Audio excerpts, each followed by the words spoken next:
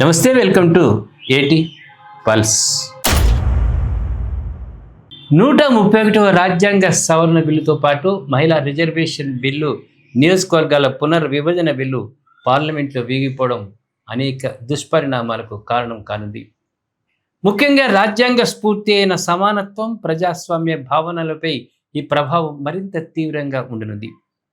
106వ రాజ్యాంగ సవరణ ద్వారా ప్రభుత్వం తీసుకొచ్చిన నారీ శక్తి వందన్ అధినియం 2023 పేరుతో 2023లో వచ్చినటువంటి మహిళా రిజర్వేషన్ చట్టం అమలు ప్రస్తుతానికి కలగా మిగలనుంది.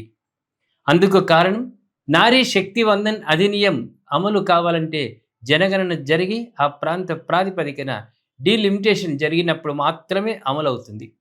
తాజాగా లోక్సభలో డీలిమిటేషన్ బిల్లుకు సంబంధించి 131వ రాజ్యాంగ సవరణ బిల్లు వీగిపోవడంతో కేంద్రం డీలిమిటేషన్ బిల్లును ఉపసంహరించుకుంది.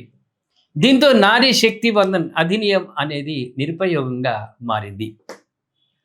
ప్రస్తుతం 543 లోక్సభ స్థానాలున్నాయి. ఇందులో 33% రిజర్వేషన్ ఇవ్వాలనుకున్నప్పుడు 180 స్థానాలు మహిళలకు కేటాయించాల్సి ఉంది. అంటే 180 రిజర్వ్డ్ స్థానాల్లో తమ ఎంపీలు తమ స్థానాలను కోల్పోవలసి ఉంటుంది. సిట్టింగ్ ఎంపీలు ఎవరైనా తమ స్థానాన్ని వదులుకోవడానికి ఇష్టపడరు. తమ భార్య లేదా కూతురు, కుమారుడికి ఇస్తారు. ఎవరూ లేని పక్షంలో బంధువులకైనా ఇస్తారు తప్ప వదులుకోరు. లోక్సభ స్థానాల సంఖ్యను 850కి పెంచడం ద్వారా మహిళలకు 272 స్థానాలు రిజర్వ్ చేయవచ్చు. స్థానాల సంఖ్యను పెంచడం వల్ల రొటేషన్ ద్వారా ఆయా పార్టీలోని మహిళా క్యాడర్లకు స్థానాలను కేటాయించవచ్చు. లోక్సభలో బిల్లులు వీగిపోవడంతో ఆర్టికల్ 81 అమల్లో ఉంటుంది. స్థానాల సంఖ్య 543 స్థానాలతో పాటు 20 కేంద్ర పాలిత ప్రాంతాల సభ్యులు కొనసాగుతుంటారు. అంటే 550 మంది సభ్యుల సంఖ్య కొనసాగుతుంది. దేశ జనాభా 50 కోట్ల మంది ఉన్నప్పుడు లోక్సభ స్థానాల సంఖ్యపై పరిమితిని విధించారు. ప్రస్తుతం దేశ జనాభా 145 కోట్లు. ఒక్కో లోక్సభ సభ్యుడు 26 లక్షల మంది ప్రజలకు ప్రాతినిధ్యం వహిస్తున్నారు.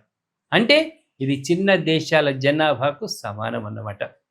పునర్విభజన జరిగితే ఒక్కో ఎంపీ 17 లక్షల మంది ప్రజలకు ప్రాతినిధ్యం వహించే అవకాశం ఉంటుంది. గతంలో 10 లక్షల మందికి ఒక ఎంపీ ప్రాతినిధ్యం వహించేవారు. డీలిమిటేషన్ ద్వారా సుమారుగా అదే స్థితిని ప్రతిబింబించవచ్చు. 1952లో ఒక ఎంపీ 7 లక్షల మంది ప్రజలకు ప్రాతినిధ్యం వహించేవారు. ఇదే అమెరికాలో 7,60,000 మందికి ఒక ఎంపీ, యూకేలో 1,00,000 మందికి ఒక, జర్మనీలో 1,30,000 మందికి, ఫ్రాన్స్లో 1,20,000 మందికి, పాకిస్తాన్లో 7,20,000 మందికి ఒక ఎంపీ ఉంటాడు. ప్రస్తుతం మన దేశంలో 543 లోక్సభ స్థానాలు ఉన్నాయి. 145 కోట్ల మంది జనాభా ఉంది. ఒక ఎంపీ రమారమి 26,16,000 మందికి ప్రాతినిధ్యం వహిస్తున్నారు. ఒకవేళ 131వ రాజ్యాంగ సవరణ బిల్లు ఆమోదం పొందితే లోక్సభ స్థానాల సంఖ్య 850కి చేరుతుంది. ఒక ఎంపీ 16,70,000 మంది ప్రజలకు ప్రాతినిధ్యం వహించే అవకాశం ఉంటుంది. భారతదేశంలో ఏర్పడిన తొలి లోక్సభ సభ్యుల సంఖ్య 489. 36 కోట్ల 10 మందికి వీరు ప్రాతినిధ్యం వహించేవారు. సగటున ఎంపీ 7,38,000 మంది ప్రజలకు ప్రాతినిధ్యం వహించేవారు.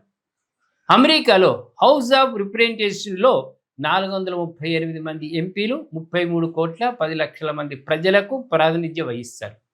సగటున ఒక ఎంపీ 7,60,000 మందికి ప్రాతినిధ్యం వహిస్తారు.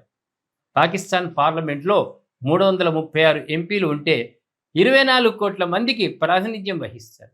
సగటున ఒక ఎంపీ 7,14,000 మందికి ప్రాతినిధ్యం వహిస్తారు. యూకేలో 650 మంది ఎంపీలు 6,80,00,000 మంది జనాభాకు ప్రాతినిధ్యం వహిస్తారు. జర్మనీలో 630 మంది ఎంపీలు 8,40,00,000 మందికి ప్రాతినిధ్యం వహిస్తారు. ఫ్రాన్స్లో 577 మంది ఎంపీలు 6,80,00,000 మంది జనాభాకు ప్రాతినిధ్యం వహిస్తారు. సగటున ఒక ఎంపీ 1,17,000 మందికి ప్రాతినిధ్యం వహిస్తారు. తెలంగాణలోని మల్కాజ్గిరి లోక్సభ స్థానంలో 37 లక్షల మంది ఉన్నారు. కేవలం ఒకే ఒక ఎంపీ ప్రాతినిధ్యం వహిస్తున్నారు. మల్కాజ్గిరి జనాభా ఉరుగ్వెం, మంగోలియా, జమైకా దేశాల జనాభా అంత ఉందన్నమాట. ఉత్తర బెంగళూరు, గజియాబాద్ నియోజకవర్గాల జనాభా 29 నుంచి 30 లక్షల మంది ఉంది. లక్షద్వీప్లో 50,000 మంది ఓటర్లున్న లోక్సభ సెగ్మెంట్ ఉంది. ఉన్నావ్ నియోజకవర్గంలో 31 లక్షల మంది ప్రజలు ఉన్నారు. పదనంతిట్ట లోక్సభ స్థానంలో 12 లక్షల మంది ఉన్నారు. లడఖ్, అరుణాచల్ ప్రదేశ్, కచ్, బర్మార్ స్థానాల్లో ఒక ఎంపీ 59,000 చదరపు కిలోమీటర్ల విస్తీర్ణానికి ప్రాతినిధ్యం వహిస్తాడు. అంటే ఈ విస్తీర్ణం చిన్న చిన్న యూరోప్ దేశాలకు సమానం. ముంబై నార్త్, సెంట్రల్ స్థానాల్లో ఒక్కో సెగ్మెంట్లో 18 లక్షల జనాభా ఉంది. డీలిమిటేషన్ వల్ల దక్షిణాది రాష్ట్రాలకు అన్యాయం జరుగుతుందనే వాదన కూడా సహేతుకం కాదు. 131 రాజ్యాంగ సవరణ వల్ల దక్షిణాదిలో స్థానాల సంఖ్య పెరుగుతుంది, అంటే ప్రాతినిధ్య విస్తీర్ణం పెరుగుతుంది. తమిళనాడులో ప్రస్తుతం 30 స్థానాలుంటే డీలిమిటేషన్ తర్వాత సంఖ్య 59కి పెరుగుతుంది. ఏపీ, తెలంగాణలో కలిపి ప్రస్తుతం 42 స్థానాలుండగా ఇది కాస్త 64కు పెరుగుతుంది. కేరళలో 20 నుంచి 30కి, కర్ణాటకలో 28 నుంచి 42కు పెరుగుతుంది. అంటే మొత్తం దక్షిణాది రాష్ట్రాల స్థానాల సంఖ్య ప్రస్తుతం 129 ఉంటే అది కాస్త 195కు చేరుతుంది. మొత్తం 131వ రాజ్యాంగ సవరణ బిల్లు లోక్సభలో వీగిపోవడం, మిగతా 2 బిల్లులను ప్రభుత్వం ఉపసంహరించుకోవడం ప్రజాస్వామ్య ప్రక్రియను స్తంభింపజేసింది. ఇది అనేక దీర్ఘకాలిక పర్యవసానాలకు కారణం కానుంది.